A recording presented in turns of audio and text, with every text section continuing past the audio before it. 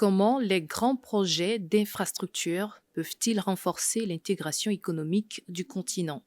La session de travail que nous avons eue cet après-midi, que j'ai eu l'honneur et le privilège de modérer, portait sur les infrastructures qui sont en train d'être réalisées au niveau de la Gambie, notamment à travers ce corridor, n'est-ce pas, qui est un projet stratégique qui s'ajoute au pont sur le fleuve de la Gambie que j'ai eu le plaisir aussi de soutenir financièrement quand je travaillais à la BAD et j'étais représentant de la Banque africaine de développement en Gambie avec résidence à Dakar.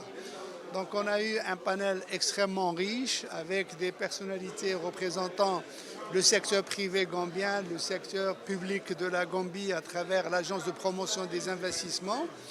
Il y a eu également le grand architecte panafricain, M. Pierre Goudiaby, n'est-ce pas, qui a réalisé récemment un important projet d'infrastructure à travers la construction du nouvel aéroport de Banjul, n'est-ce pas, un bijou infrastructurel. Pierre Goudiaby est connu à travers le continent pour avoir réalisé de nombreux projets, y compris le siège de la BCAO à Dakar. Comment les projets gaziers et d'interconnexion peuvent-ils améliorer l'accès des populations à l'électricité?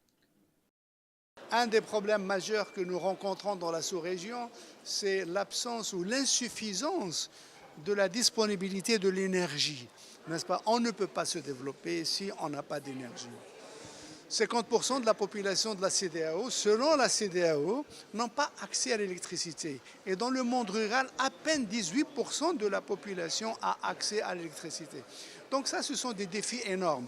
Mais aujourd'hui, les prospects, les perspectives sont très positives.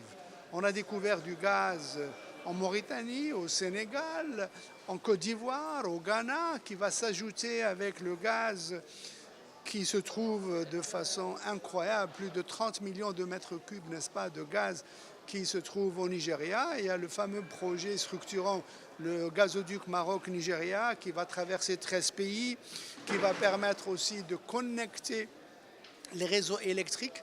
Il sera connecté aussi au West Africa Gas Pipeline qui relie déjà le Nigeria au Ghana à travers le Bénin et le Togo, etc.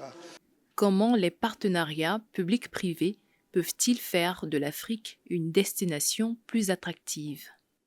Il y a aussi des questions liées au cadre juridique qu'on doit mettre en place pour promouvoir les PPP, les partenariats publics-privés, afin de sécuriser le secteur privé, national, régional et international. Parce qu'on est, il ne faut pas l'oublier, en compétition avec les autres régions du monde. Donc pour rendre l'Afrique attractive, il faut avoir la stabilité politique, il faut avoir la démocratie, il faut avoir un bon système de gouvernance, il faut donner confiance aux investisseurs parce que le capital, il a peur. Il va là où il se sent à l'aise, en bonne sécurité, etc.